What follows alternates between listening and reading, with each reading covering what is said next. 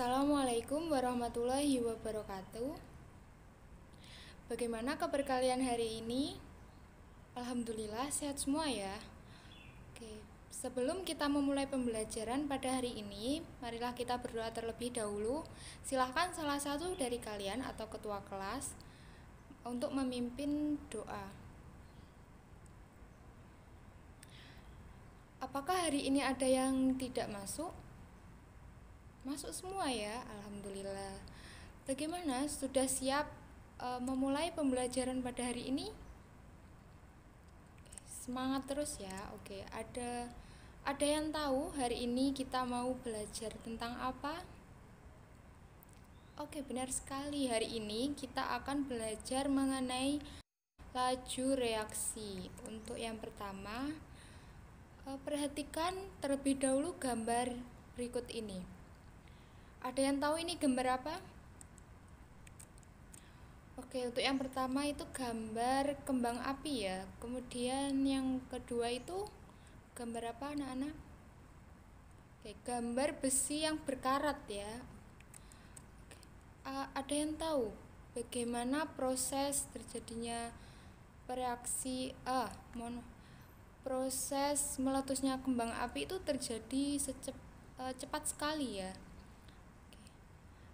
Untuk yang besi berkarat, bagaimana proses berkaratnya? Apakah terjadi secepat saat kembang api meletus atau lama sekali? Oke, berkaratnya itu lama sekali ya, membutuhkan waktu setahun, mungkin bertahun-tahun. Oke. Maka dari itu kita disebut untuk kembang api ini reaksi yang berlangsung secara cepat.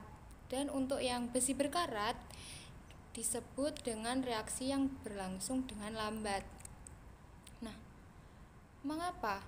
Ada yang tahu mengapa ada reaksi yang berlangsung dengan cepat dan ada yang bereaksi dengan lambat? Ada yang tahu kenapa?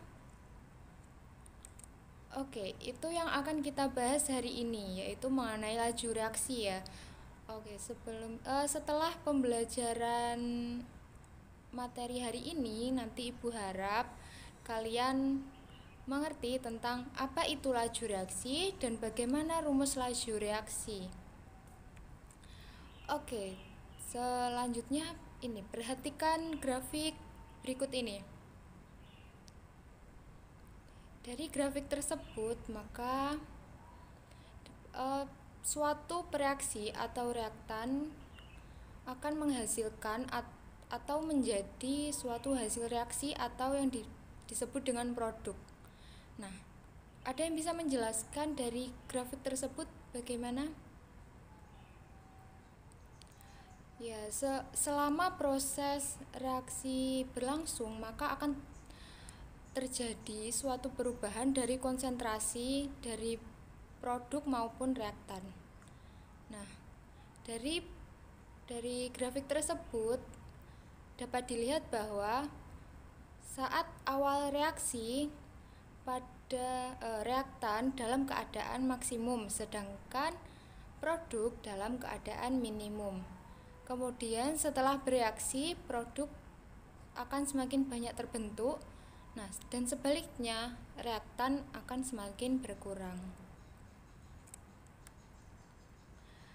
Nah, dari grafik tersebut, maka dapat ditarik rumus persamaan laju reaksi, yaitu V atau laju sama dengan negatif perubahan konsentrasi per delta T atau perubahan waktu, atau rumus kedua yaitu V sama dengan positif perubahan konsentrasi per perubahan waktu atau delta T.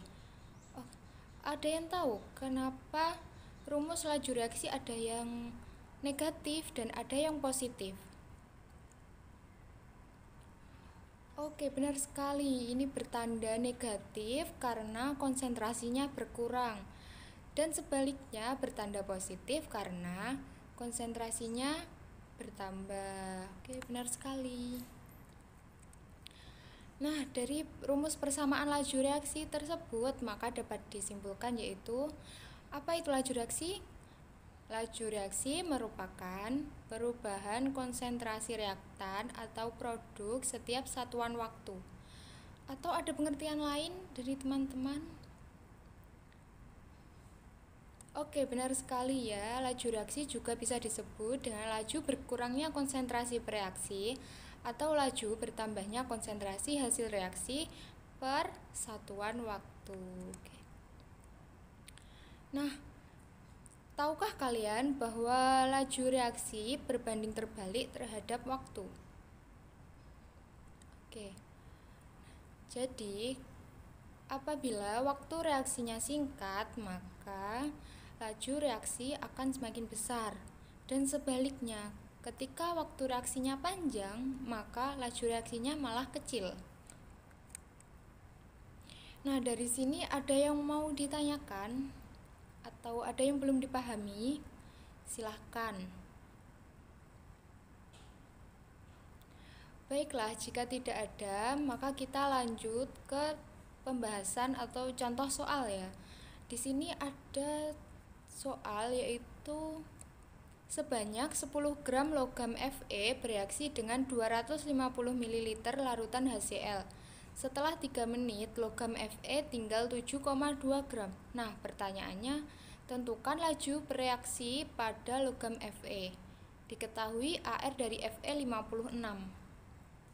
Nah, apa yang perlu kita tuliskan terlebih dahulu? Oke, kita tulis massa Fe yang bereaksi ya. Berapa? Oke, negatif 2,8 gram ya. Dari mana dapat negatif 2,8 itu? Oke, dari 7,2 gram dikurangi 10 gram. Oke, benar sekali. Berapa waktu atau delta T-nya? Oke, sudah diketahui ya tadi delta T-nya 3 menit. Untuk volumenya, apakah satuannya sudah benar atau perlu kita ubah? Oke, benar sekali, perlu kita ubah ya, yaitu 250 ml kita ubah ke liter, jadi yaitu 0,25 liter. Oke, setelah itu apa yang perlu kita cari? Oke, kita belum masuk ke rumus laju reaksinya ya, kita cari dulu molaritas dari Fe. Benar sekali. Berapa? Oke, negatif 0,2 molar ya. Selanjutnya kita masuk ke rumus laju reaksi.